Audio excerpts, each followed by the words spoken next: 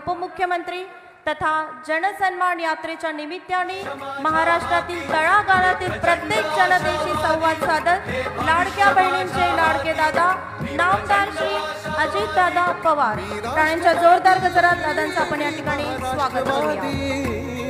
मी राष्ट्रवादी, मी महाराष्ट्रवादी, मी राष्ट्रवादी, मी महाराष्ट्रवादी। राष्ट्रवादी काँग्रेस पक्षाचे प्रांताध्यक्ष खासदार सुनीलजी तटकरे, मंत्रिमंडळातील माझे सहकारी, आपल्या जिल्ह्याचे लोकप्रिय आमदार नामदार धनंजय मुंडेजी, पालकमंत्री, विधिमंडळातील माझे सहकारी विक्रम काळे, कल्याणराव आखाडे, राजेश्वराबा चव्हाण, राजकिशोर मोदी, संध्या सोनवणे, वाल्मिक अण्णा कराड, रविकांत राठोड, अजय मुंडे, दत्ता आव्हाड, दत्ताबा पाटील, फारुख पटेल, प्रज्ञा खोसरे, सुशांत पवार, सौतू सबगर, शिवाजीराव शिरसाट, वैजनाथ सोळंके, गोविंदराव देशमुख, भैया धर्माधिकारी, माऊली गडदे, लक्ष्मण पौळ, सूर्यकांत मुंडे, राजाभाऊ ओताडे, बबन लोमटे, विलासकाका सोनवणे, शकील कुरेशी, प्रिया डोईफोडे, संगीत तुपसागर, विष्णुपंत सोळंके, पिंटू मुंडे, जानिमिया कुरेशी, अजिंक्य अनेराव, अजित गरड, चंद्रकांत कराड, तय्यभाई शेख, अनंत इंगळे, माझ्या परभणी विधानसभा मतदारसंघातील जमलेल्या सर्व मायमाऊली, माझ्या बहिणी, माझे बांधव, पत्रकार मित्र, माझ्या राष्ट्रवादी काँग्रेस पक्षाचे सर्व सन्माननीय पदाधिकारी, या परिसरातील जमलेले प्रतिष्ठित नागरिक, बंधू भगिनींनो आणि माझ्या तरुण मित्रांनो, 12 ज्योतिर्लिंगापैकी एक असलेल्या परिप्रभू वैजनाथाच्या ऐतिहासिक आणि पवित्र भूमीमध्ये जनसन्मान यात्रेच्या निमित्तानं उपस्थित असलेल्या सर्व माझ्या शेतकरी, कष्टकरी, माय माऊली, माता भगिनी, तरुण मित्रांचं मी मनापासून स्वागत करतो। महाराष्ट्राचा आराध्य दैवत छत्रपती शिवाजी महाराज, शाहू महाराज, क्रांतीसूर्य महात्मा ज्योतिबा फुले, भारतरत्न डॉक्टर बाबासाहेब आंबेडकर, लोकशाहीर अण्णाभाऊ साठे, स्वराज्य जननी जिजाऊ माँसाहेब, क्रांती ज्योती सावित्रीबाई फुले, राजमाता पुण्यश्लोक अहिल्यादेवी होळकर, मौलाना आझाद, या सर्वांना विनम्र अशा प्रकारचं अभिवादन करतो। 12 ज्योतिर्लिंगापैकी एक असणाऱ्या प्रभू वैजनाथाच्या चरणी वंदन करतो। जगाला समतेचा संदेश देणाऱ्या श्री संत भगवान बाबांच्या चरणी देखील मी नतमस्तक होतो। मराठवाडा तसं बघितलं तर साधू संतांची भूमी, बीड जिल्हा हा देखील देवदेवतांची, संत महात्म्यांची, महापुरुषांची अशा प्रकारची भूमी, आणि या भूमीमध्ये आज मला यायला मिळालं। त्यामध्ये परळीच्या प्रभू वैजनाथाची ही भूमी, दासोपंत महाराजांची भूमी, या समस्त देवदेवतांच्या चरणी मी सुरुवातीलाच वंदन करतो आणि बीड जिल्ह्याच्या, महाराष्ट्राच्या विकासासाठी काम करत राहण्यासाठी महायुती सरकारला बळ दे असं साकडं आपल्या सर्वांच्या साक्षीनं मी देवदेवतांच्या चरणी सुरुवातीलाच अर्पण करतो। मराठवाड्याची भूमी जशी संतांची, महंतांची, शूरांची, वीरांची, बुद्धिवंतांची, कर्तृत्वान सुपुत्रांची भूमी, मराठवाड्याची भूमी ज्ञानवंतांची, प्रज्ञावंतांची, बुद्धिवंतांची, कलावंतांची, कष्टकऱ्यांची भूमी। या भूमीला धैर्याचा, शौर्याचा, संघर्षाचा वारसा आहे। हा वारसा आपण सर्वजण यशस्वी पुढे चालवत आहात, त्याबद्दल आपल्या सर्वांचं मी मनापासून अभिनंदन करतो। मी बघतोय गेले अनेक वर्ष, मी राजकीय जीवनामध्ये जवळपास 35 वर्ष काम करतोय। चांद्यापासून बांद्यापर्यंत अनेकदा संघटनेच्या निमित्तानं, सरकारमधला प्रतिनिधी या निमित्तानं, विरोधी पक्ष नेता या निमित्तानं मी फिरलोय, मी त्या ठिकाणी मिसळलोय। परंतु परळी मतदारसंघात इथं बीड जिल्ह्यात इथली जनता मनापासून राष्ट्रवादी काँग्रेस पक्षावर प्रेम करते। मला आठवतंय 2019च्या विधानसभा निवडणुकीत देखील या बीड जिल्ह्याने 6 पैकी 4 जागा राष्ट्रवादी काँग्रेस पक्षाला दिलेल्या होत्या आणि चौकार इथल्या माझ्या मतदारांनी मारलेला होता. आता देखील उद्याच्याला निवडणुका येणार आहेत. मी नेहमीच विकासाची कामं करत असताना अर्थमंत्री म्हणून राज्याचा बीड जिल्ह्यांनी केलेल्या प्रेमाची उतराई होण्याकरता जिल्ह्याच्या विकासाला कायम निधीचा हात सैल सोडला. माझं सुद्धा बीड जिल्ह्यावर प्रेम आहे. मी ज्या वेळेस बीड जिल्ह्यात येतो त्यावेळेस माझं अतिशय जोरदार आणि माझ्या सहकाऱ्यांचं स्वागत आपण सगळेजण करता. परळीत आलं तर प्रत्येक वेळी परळीकर माझ्या माझं प्रेमाने स्वागत करतात. तुमच्या स्वागताने आणि तुमच्या प्रेमाने अक्षरशः मी भारावून जातो. तुमचं हे प्रेम मी कधीच विसरणार नाही हा शब्द देखील मी आज आपल्या सभेला देतो. एकंदरीतच आम्ही कुठलाही विषय असला, धनंजय तर तुमच्याकरता राबतच असतो, पाठपुरावा करतच असतो. प्रकाश सोळंके असतील, बाळासाहेब आजबे असतील, बाकीचे सहकारी विक्रम काळे असतील, सतीश चव्हाण असतील, तेही प्रयत्न करत असतात.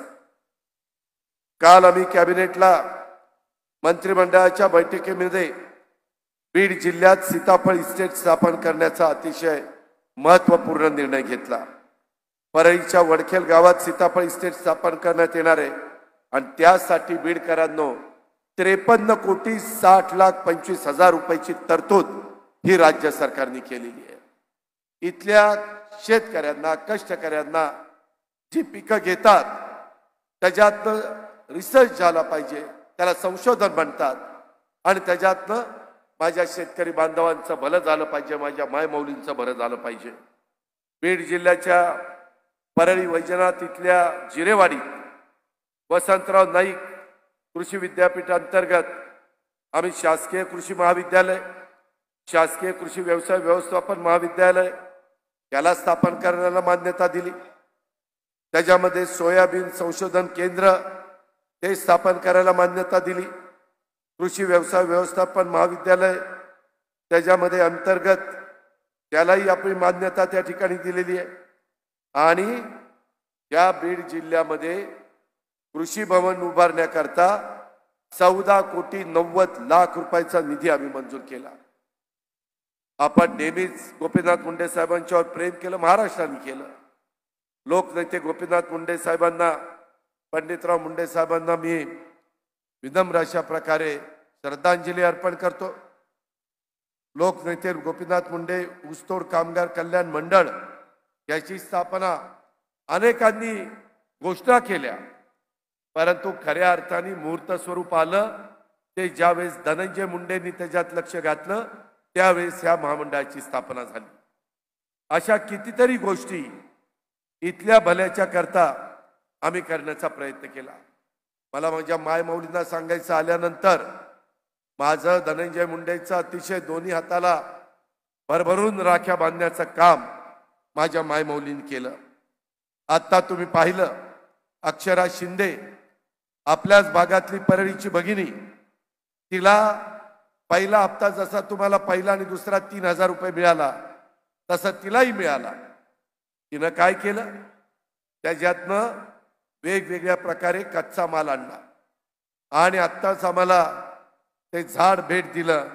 तशा प्रकारची झाडं बनवली आणि 3,000 रुपयाच्या कच्च्या मालातनं तिनं 12,000 रुपयाची कमाई केली. एवढी कर्तबगार माझी मायमाऊली आहे. आणि म्हणून मी जनसन्मान यात्रेच्या निमित्तानं सुनील तटकरे असतील, धनंजय मुंडे असतील, आमचे विक्रम काळे, कल्याण आखाडे, आम्ही सगळेजण कशा करता फिरतोय की या योजना तुमच्यापर्यंत कळाल्या पाहिजेत, तुमच्यापर्यंत पोचल्या पाहिजेत. माझ्या महाराष्ट्रातल्या गरीबातल्या गरीब महिलेच्या पर्यंत ते पोचवण्याचं काम आम्ही करतोय. म्हणून ही जनसन्मान यात्रा काढली. 1.5 महिना झाला.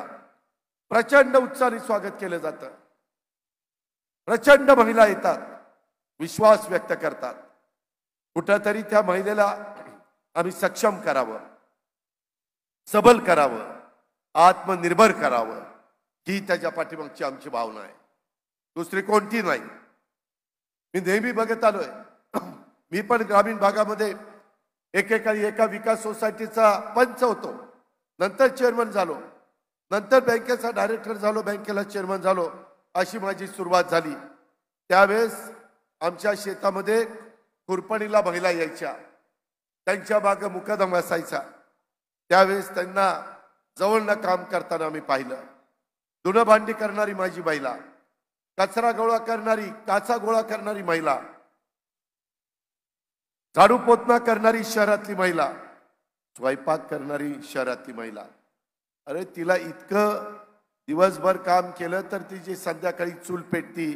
भाजीपालाची विक्री करणारी महिला, फळ विकणारी महिला, अशा प्रकारे आमच्या महिलांची अवस्था.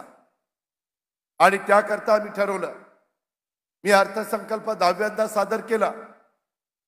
मला माझ्या सगळ्या सहकारी मित्रांनी सांगितलं, दादा असा अर्थसंकल्प सादर करा की महाराष्ट्रातल्या जनतेने देखील त्या अर्थसंकल्पाला समाधान व्यक्त केलं पाहिजे. पहिलं टार्गेट आम्ही धरलं महिला, माय माऊली, आमची भगिनी. तिला गरीब महिलेला कसं आपल्याला मदत करता येईल, आणि त्याच्यातनं ही लाडकी बहीण योजना पुढे आली. मी आमची मुलगी आदिती तटकरेशी बोललो, ती ह्या खात्याची मंत्री आहे. तिला लक्ष घालायला सांगितलं. महाराष्ट्रातनं माहिती गोळा केली. झोपडपट्टीमध्ये राहणाऱ्या महिलेला तिची काय अवस्था आहे ती पाहिली. ग्रामीण भागात, आदिवासी भागात, डोंगरी भागात, जिरायत भागात त्या महिलेची माहिती मिळवली, शहरातली महिलेची माहिती मिळवली, आणि याच्यातनं ही योजना अस्तित्वात आली. 46,000 कोटी रुपये वर्षाला मिळणार आहेत. माझ्या महाराष्ट्रातल्या गरीब महिलांना 46,000 कोटी कशाला म्हणतात? 6.5 लाख कोटीचा अर्थसंकल्प सादर केला. त्याच्यातनं 2.5-3 लाख कोटी पगारावर, पेन्शनवर आणि त्या ठिकाणी कर्जाचे व्याज फेडायला आम्हाला द्यावे लागतात, आणि बाकीचा विकास कामाला. रस्ते झाले पाहिजेत, आता सांगितलं तसं ॲग्रिकल्चर कॉलेज झाली पाहिजेत, सुधारणा झाल्या पाहिजेत, वेगवेगळ्या पद्धतीनं पिण्याच्या पाण्याच्या योजना, लाईटची व्यवस्था, वेगवेगळी उद्यानं, क्रीडांगणं, गरीब वर्गाला चांगल्या प्रकारे स्वतःच्या करता घरकुल योजना, त्याच्याही आता पैसे आम्ही वाढवतोय. रमाई घरकुल योजना असेल किंवा नमो घरकुल योजना असेल, त्याच्यातनं पण प्रत्येक महाराष्ट्रातल्या व्यक्तीला हक्काचं घर मिळालं पाहिजे, ही आमची भूमिका आहे. आणि त्याकरता अधिकचा निधी देण्याच्या करता मी माहिती मागवलेली आहे. मुख्यमंत्र्यांनी लक्ष घातलंय, उपमुख्यमंत्र्यांनी लक्ष घातलंय. थोडी कळ काढा. आता आम्ही जसं लाडकी बहिणीला पहिले 3,000 दिले, आता सप्टेंबरचे पैसे आले. आज मी तुम्हाला सांगतो, ऑक्टोबर आणि नोव्हेंबरचे पैसे 10 ऑक्टोबरच्या आत भाऊबीजेची ओवाळणी माझ्या महिलांच्या खात्यामध्ये जाणार आहे, हा शब्द मी तुम्हाला देतो. बहिणींनो, काळजी करू नका. हा भाऊ तुमच्या पाठीशी आहे. धनंजय मुंडे तुमच्या पाठीशी आहे. आमचं मंत्रिमंडळ तुमच्या पाठीशी आहे. तुम्ही काही काळजी करू नका. फक्त ते पैसे तुमच्या करता वापरा. इतके दिवस तुम्ही नवऱ्या करता, मुलाबाळांच्या करता वापरलं.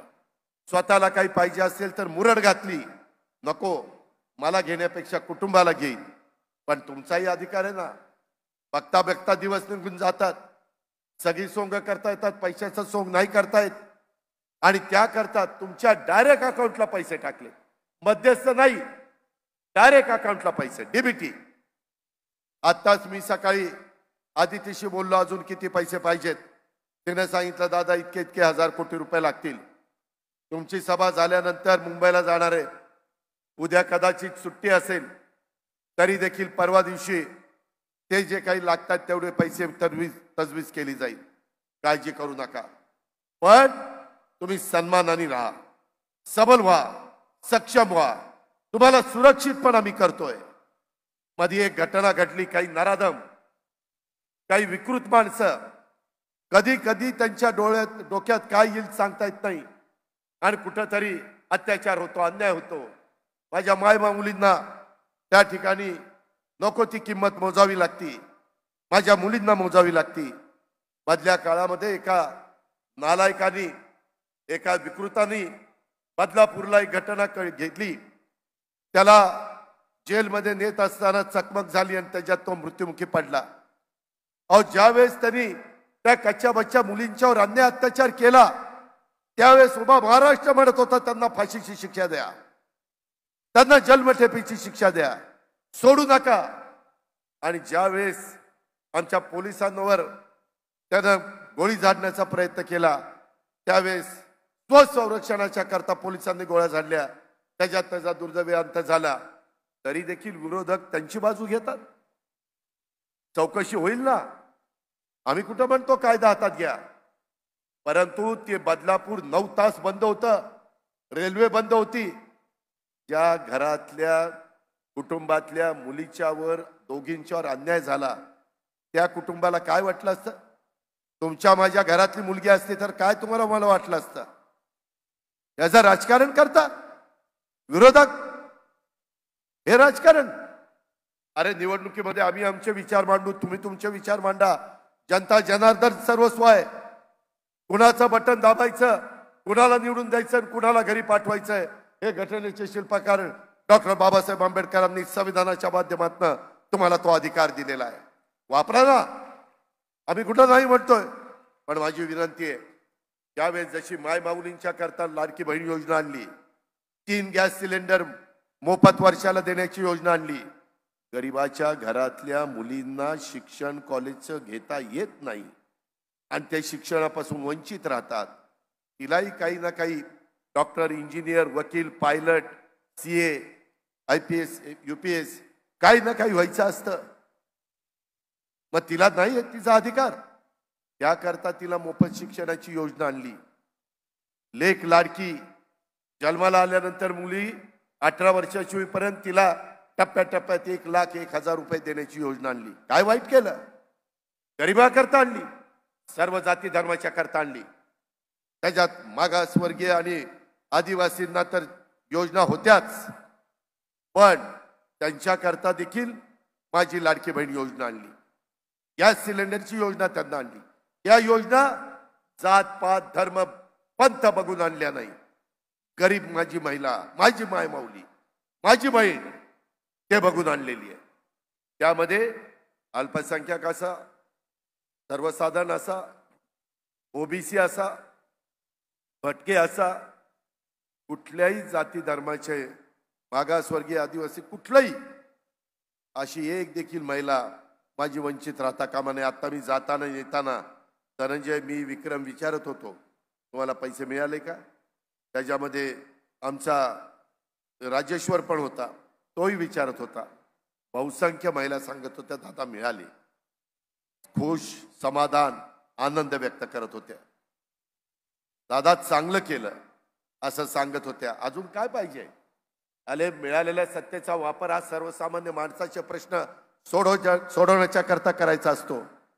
सत्ता येते, सत्ता जाते. ताम्रपट घेऊन कुणी जन्माला आलेलं नाहीये, हे आम्हालाही माहिती आहे. पण सत्ता असताना लोकांचंही हित जपलं पाहिजे, महिलांचं हित आम्ही जपलं.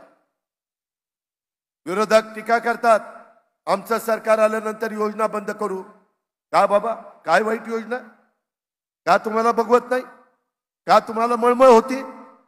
गरिबाला पैसे जातात ते तुम्हाला बघवत नाही? तुम्ही लोक श्रीमंत असाल, अरे सोन्याचा चमचा तोंडात घेऊन जन्माला आलेल्याला 1,500ची किंमत काय माहितीये? गरिबाला माहितीये. ही गोष्ट लक्षात ठेवा. आणि हे म्हणतात आम्ही बंद करू, आमचं सरकार येऊ द्या. अरे सरकार कुणाचं आणायचं, कुणाचं नाही आणायचं हे माझ्या माय माऊली आणि माझ्या बांधवांच्या हातात आहे. किती कुणी गप्पा मारल्या तर ते चालत नाही. आणि म्हणूनच माझी तुम्हाला विनंती आहे, या योजना पुढं पण कायम चालवायच्या असतील तर हा अजितदादाचा वादा आहे. तुम्ही उद्याच्या येणाऱ्या निवडणुकीत महायुतीच्या सरकारच्या घड्याळाच्या शेजारचं बटन दाबा. तुम्ही काही भागात कमळ असेल तिथं कमळाचं बटन दाबा. काही भागात आमचा उमेदवार धनुष्यबाण घेऊन उभा असेल, धनुष्यबाणाचं बटन दाबा. या योजना पुढेही 5 वर्षाच्या करता चालू ठेवण्याचा शब्द मी माझ्या मायमाऊलींना देतो, मी माझ्या बहिणींना देतो. तुम्ही इतरांचं ऐकू नका, सगळ्यांनी एकजूट दाखवा. त्याच्या संदर्भामध्ये आम्ही गरिबीतनं तुम्हाला बाहेर काढण्याचा प्रयत्न करतोय. त्याच्यानंतर पुढं हळूहळू ही रक्कम पण आम्ही वाढवू, काळजी करू नका. विरोधक काय म्हणतात, अरे यांची लाडकी बहीणच चाललंय, भावांकडे काहीच लक्ष नाही. भावांनो, बांधवांनो, तुम्हाला पण मी खूप वर्ष, माझ्याकडे 10 वर्ष ऊर्जा खातं होतं, सुनील तटकरेंच्याकडे ऊर्जा खातं होतं, दिलीप वळसे पाटलाकडे होतं. आमच्या बरेच दिवस मनात की माझा शेतकरी एवढा कष्ट करतो, कायाची सेवा करतो, उन्हा पावसात राबतो, त्याची बायको त्याचं कुटुंब तिथे राबतं, त्याच्यामध्ये कधी अवकाळी पाऊस येतो, कधी गारपीट होती, कधी दुष्काळ पडतो, कधी अतिवृष्टी होती आणि होत्याचं नव्हतं होतं, कधी भूकंप होतो. काय त्याचा दोष आहे, त्याने कसं जगावं? आणि म्हणून माझ्या मनात आलं कधी ना कधी वीज माफीची योजना करायची. यावेळेस नेमकी संधी मिळाली. माझ्या बांधवांनो, 44 लाख शेतकरी, किती? 44 लाख शेतकरी, त्यांचे 3, 5, 7.5 हॉर्सपॉवरचे आम्ही वीज माफी केली. तुम्ही 10 दिवस थांबा, तुमच्या असणाऱ्या 3, 5, 7.5च्या मोटरचं बिल तुमच्या हातात जे येईल ते 0 असेल, 0 बिल. मागची बाकी काही नाही, चालू बाकी 0, बिल 0. मागची बाकी भरायची नाही, पुढचं बिल द्यायचं नाही. चांगल्या पद्धतीने वीज वापरा आणि काळ्या आईची सेवा करा. हे आम्ही करू शकतो. काँग्रेसने एकदा केलं, परंतु निवडणूक झाली की मागे घेतलं. आम्ही तसं नाही करणार. या योजना फार विचारपूर्वक 10 वर्षाचा अनुभव पणाला लावला. उत्पन्न कसं वाढवता येईल, त्याच्यामध्ये लाभार्थ्याला लाभ कसा देता येईल, गरीब कसा त्याच्यातनं चुकणार नाही हे बघितलं आणि ही योजना दिलेली आहे. त्या योजनेला आम्ही माझ्या भावांना दिली, माझ्या बांधवांना दिली. त्याच्यामध्ये आता इथनं पुढं 8.5 लाख पंप सोलरवर, सूर्य उगवला पंप चालू, सूर्य मावळला पंप बंद. पाणी पाहिजे फक्त, नाहीतर चालू करून पाणीच नसेल तर काय करता. त्याच्यामुळे यंदा पाऊसकाळ चांगला झाला, आपली धरणं भरली. आत्ताच मी बघितलं, माजलगाववरून आलो, तेही धरण 70-75% पोहोचलंय. वेगवेगळ्या बॅरेजेस केले, ते भरलेत. आमच्या इथलं मोठं 100 TMCचं धरण, मृत आणि उपयुक्त साठा उजनी भरलंय. कोयना 100 TMCचं धरण भरलंय. जायकवाडी भरलंय, मांजरा भरलंय, निम्न तेरणा भरलंय, माजलगाव भरत आलंय. अशा प्रकारची परिस्थिती आहे. आता तुमच्या मोटारी व्यवस्थित चालवा, चांगली पिकं घ्या, मुलाबाळांचं भलं कसं होईल, कुटुंबाचं भलं कसं होईल हा प्रयत्न करा. आम्ही तिसऱ्यांदा पंतप्रधान नरेंद्र मोदी साहेब झालेत, त्यांच्याकडे गेलो, अमित भाईंकडे गेलो, त्यांना सांगितलं कांदा निर्यात बंदी उठवा. कांदा निर्यात बंदी उठवली का नाही? तांदूळाची निर्यात बंदी उठवली. सरकार तिथं आपल्या विचाराचं आहे. विरोधक येतील गप्पा मारायला, मतं मागायला. बीडकरांनो, परळीकरांनो, माय माऊलींनो, माझ्या मराठवाड्याच्या जनतेहो, त्यांना तुम्ही जर का काही वेगळं केलं आणि ते तिथं बसले तर ते म्हणतील केंद्र सरकार आमचं ऐकत नाही, आमची कामं होत नाही. आम्ही तसं सांगणार नाही. आम्ही हक्काने जाऊन कामं करून घेऊ. जसं चंद्रबाबू नायडू, नितीश कुमार त्यांच्या राज्याला जास्तीचा निधी केंद्रातून घेऊन जातो, तसं आम्ही पण केंद्रातून निधी आणू. या 100 दिवसात आम्ही आणलाय. त्याच्यामध्ये पालघरचं वाढवण बंदर ₹1,00,000 कोटी आपल्याला मंजूर केले. वेगवेगळे उद्योगपती आपल्याकडे गुंतवणूक करतायत. अनेक विमानतळ आपल्या इथं चालू आहेत. मी मगाशीच माजलगावला धनंजयला म्हणलं, एक आपल्या बीडला पण विमानतळ केलं पाहिजे. त्याच्याशिवाय उद्योगपतीची सोय होणार नाही. उद्योगपतीची सोय झाल्याशिवाय मोठे उद्योग येणार नाही. मोठे उद्योग आल्याशिवाय छोटे मोठे उद्योग त्याच्यावर चालणार नाही. त्याच्यातनंच रोजगार मिळेल, त्याच्यातनंच माझ्या तरुणीला काम मिळेल. त्या पद्धतीने आपल्याला पुढे जायचं आहे. हे सगळं करत असताना बीड जिल्ह्यासह मराठवाड्याच्या करता वॉटर ग्रीड तो प्रकल्प आपल्याला राबवायचा आहे. बीड जिल्ह्याचा नियोजनबद्ध पद्धतीनं विकास हे आमचं विजन आहे.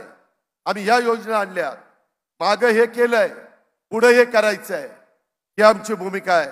बीड जिल्ह्याच्या विकासाला आम्हाला गती द्यायची आहे. जनसन्मान यात्रेच्या निमित्तानं उदंड प्रतिसाद हा आम्हाला मिळतोय. कानाकोपऱ्यातनं माझ्या मायमौली भगिनी येत आहेत, प्रेमाने आम्हाला राख्या बांधतायत.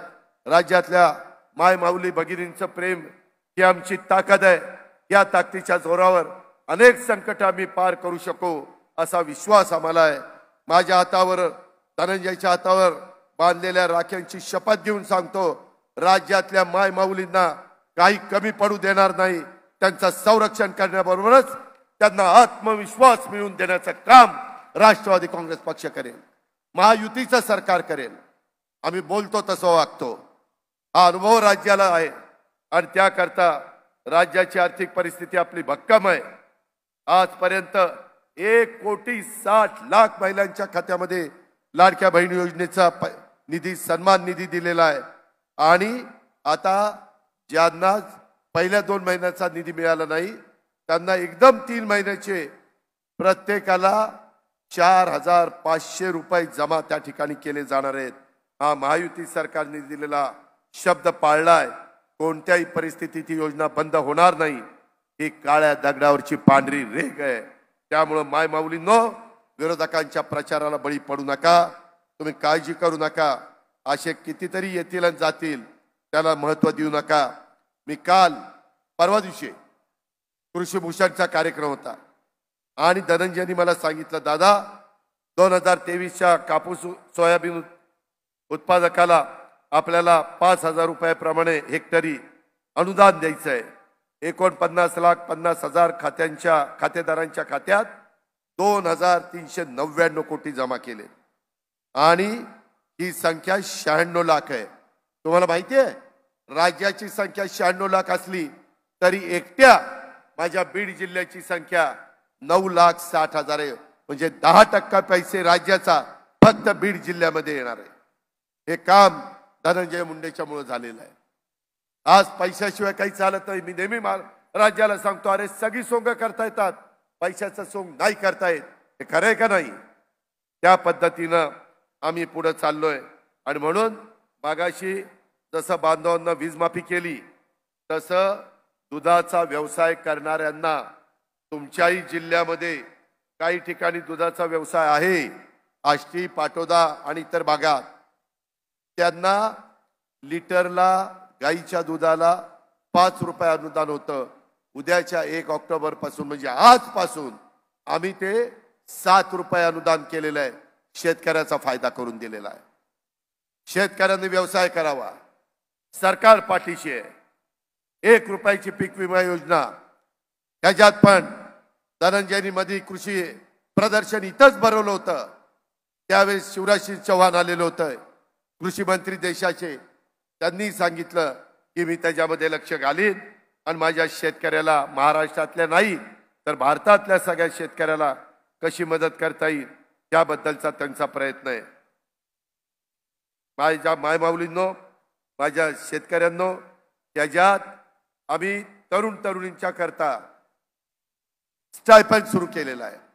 त्यांना आम्ही मानधन देतोय, त्यांना अनुभव यावा, त्यांना आम्ही सर्टिफिकेट देतोय. त्यांनी कोर्स करावा, त्यांनी स्वतःच्या पायावर उभं राहावं किंवा कोर्सचा अनुभव घेऊन त्यांनी नोकरी त्या ठिकाणी करावी. या पद्धतीनं तरुणींच्या पाठीशी पण हे सरकार उभं आहे. बीडकरांनो, परळीकरांनो, मला तुम्हाला सांगायचं आहे, या योजना ज्या आणल्या ना कालच्या अर्थसंकल्पात, 75,000 कोटी रुपये या योजनेच्या निमित्तानं आम्ही लाभ देण्याचं काम लाभार्थींना करतोय. त्याच्यातनं महाराष्ट्राला बळ मिळणार आहे.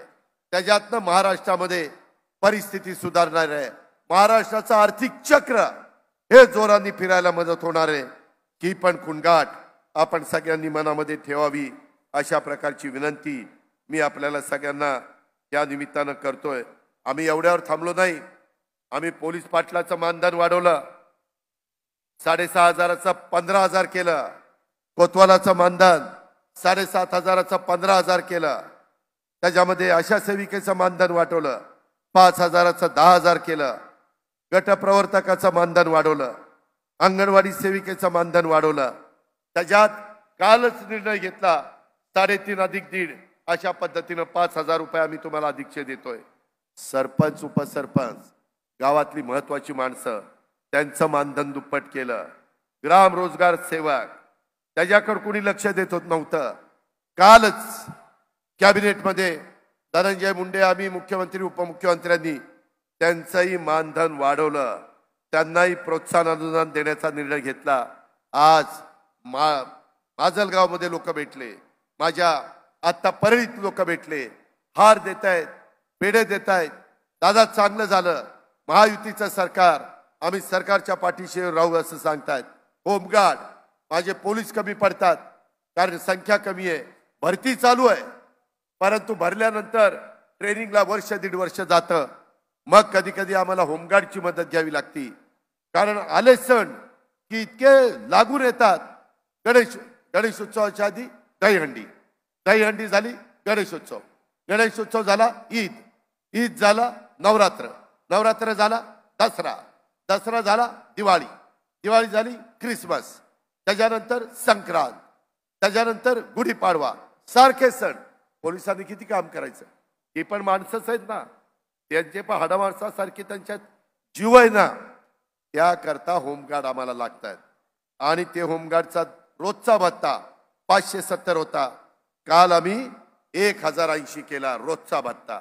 का तर तोही आपलं संरक्षण करतोय, त्यालाही नीटपणे मानधन मिळालं पाहिजे. आम्ही ज्या वेळेस त्याला बोलू त्यावेळेस येतोय.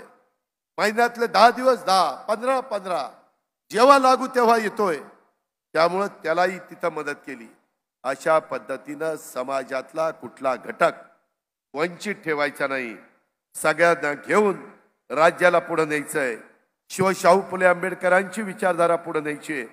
मला माझ्या अल्पसंख्याक समाजाला सांगायचंय, राष्ट्रवादी काँग्रेस पक्ष शिवशाहू फुले आंबेडकरांच्या विचारधारेवर चालणारा पक्ष आहे.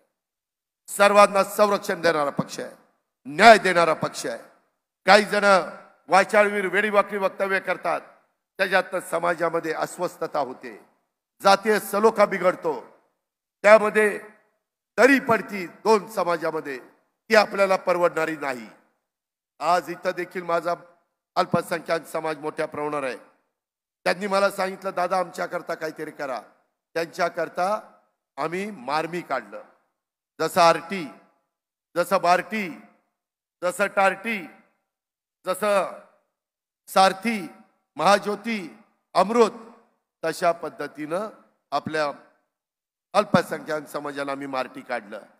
त्याही मुलांना मुलींना मदत झाली पाहिजे. 1,00,000 कोटी रुपये भागभांडवल मौलाना आझाद महामंडळाला दिलं. अल्पसंख्याक विभागाला दफनभूमी, शादीखाना, उर्दू शाळा, अशा पद्धतीनं ज्या त्यांच्या गरजा आहेत त्या गरजा भागवण्याच्या करता निधी दिला. विशाळगडला काही घडलं, ताबडतोब अजित पवार तिथे गेला. राष्ट्रवादी काँग्रेस पक्षाचे कार्यकर्ते गेले. सरकारने तातडीची मदत 50,000 केली. आम्ही राष्ट्रवादीतनं 50,000 कुटुंबाला केली. त्याच्यानंतर पंचनामे केले आणि काही कोटी रुपयाचं वाटप तिथं केलं. सगळ्यांना आधार दिला, घाबरू नका, आम्ही तुमच्या पाठीशी आहे. पोलिसांना सांगितलं, असं कुणाला अन्याय अत्याचार होता कामा नये. कायदा सारखा, हा उजवा हा डावा चालणार नाही. ज्या पद्धतीनं संविधान बाबासाहेबांनी दिलं म्हणून तुमचा माझा भारत देश एक संघ राहिलाय. बांगलादेशची अवस्था काय, श्रीलंकेची अवस्था काय, इस्रायलची अवस्था काय, रशिया युक्रेन मध्ये काय चाललंय, पाकिस्तानची अवस्था काय, याचा विचार करा.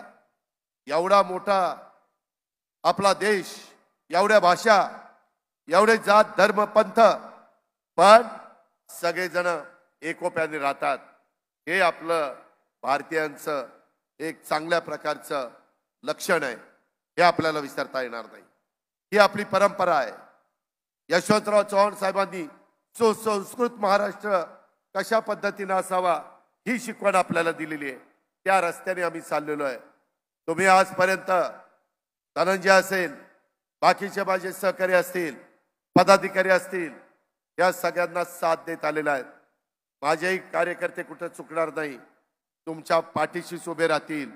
तुम्ही आम्हाला साथ द्या, आम्ही तुम्हाला साथ देऊ आणि या महाराष्ट्राला देशामध्ये पहिल्या क्रमांकाचं राज्य या पद्धतीनं महाराष्ट्र घडू, हा शब्द देखील आजच्या सभेच्या निमित्तानं मी आपल्या सर्वांना या निमित्तानं देतो. इतर बऱ्याच गोष्टी बोलण्यासारख्या आहेत, परंतु वेळ पण बराच झालेला आहे. महिलांनाही त्यांच्या स्वयंपाक वगैरेला जायचंय. अधिक न बोलता मी एवढंच सांगतो, परत विधानसभेच्या निवडणुकीच्या निमित्तानं येईल, पण या योजना चालू ठेवायच्या म्हटलं आणि केंद्राचा मोठा निधी आपल्या राज्याला सातत्याने आणायचं म्हटलं, करोडो रुपयाचा निधी आणि आपला सर्वांगीण विकास करायचं म्हटलं तर महायुतीशिवाय पर्याय नाही, घड्याळाशिवाय पर्याय नाही, धनुष्यबाणाशिवाय पर्याय नाही, कमळाशिवाय पर्याय नाही. या पद्धतीनं आपण पुढे जाऊया. त्याला आशीर्वाद देण्याचं काम, त्याला पाठिंबा देण्याचं काम तमाम माझ्या बांधवांनी करावं, माय माऊलींनी करावं, हीच आग्रहाची, नम्रतेची, कळकळीची विनंती करतो आणि आपल्या सगळ्यांची रजा घेतो. जय हिंद, जय महाराष्ट्र. धन्यवाद. जनसन्मान यात्रा, जिल्हा मेळावा व लाडक्या बहिणींची संवाद या कार्यक्रमाचं आभार प्रदर्शन करण्याकरिता आमंत्रित करते ॲडव्होकेट राजेश्वर आबा चव्हाण, जिल्हाध्यक्ष राष्ट्रवादी काँग्रेस पक्ष, बीड जिल्हा. लाभ आणि बळ लाडकी बहीण आता नेहमी हसरी राहील. ही एकता आपली ताकद अशीच वाढत जाईल. घड्याळ विश्वासाच थांबत नाही, एक एक पाऊल चालत राहू. काम करत आलोय, काम करत राहू. काम करत आलोय, काम करत राहू. काम करत.